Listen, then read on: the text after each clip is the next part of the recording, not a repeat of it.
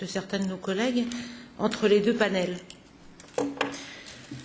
Je n'arrive pas à comprendre, je suis un peu dans la droite ligne de ce que vient de dire Madame Sipel, pourquoi il y a des questions que l'on se pose pour les musulmans et qu'on ne se pose pas pour les autres religions. Alors, j'ai tendance à dire qu'on fait une confusion entre islam, anti-islamisme et entre terrorisme. Parce que même islamisme et terrorisme, ce n'est pas la même chose.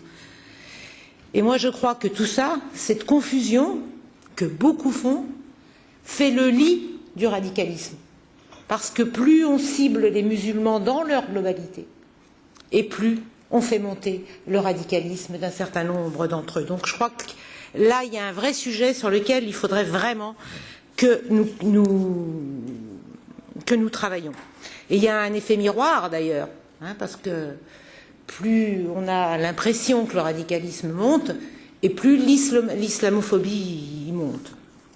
L'autre élément que je voudrais dire, c'est que je suis toujours un peu interloquée, et on l'a entendu dans certains discours, là, quand on demande toujours aux musulmans de se justifier, de se dissocier par rapport aux actes commis par des terroristes au nom de l'islam. Et moi, ça me révolte.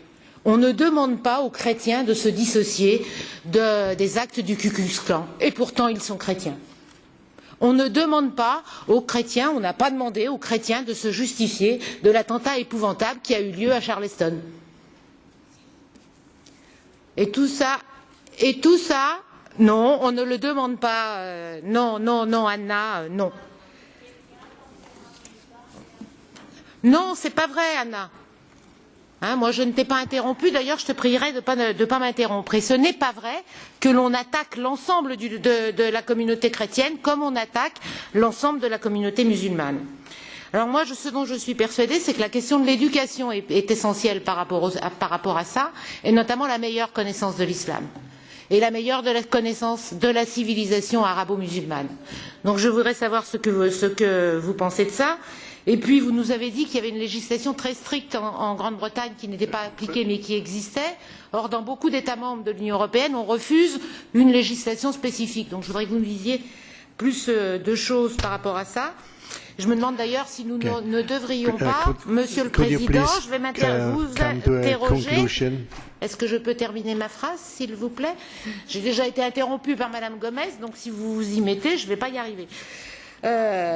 S'il y a des législations dans l'Union européenne, je pense que le rôle de la Commission des libertés civiles, ce serait peut-être de faire une étude sur ces législations, y compris par rapport aux statistiques qui se font seulement dans 6 États membres, si j'ai bien entendu. Je pense qu'on a tout un travail à faire et je pense qu'on est loin d'avoir épuisé le débat sur ces questions aujourd'hui.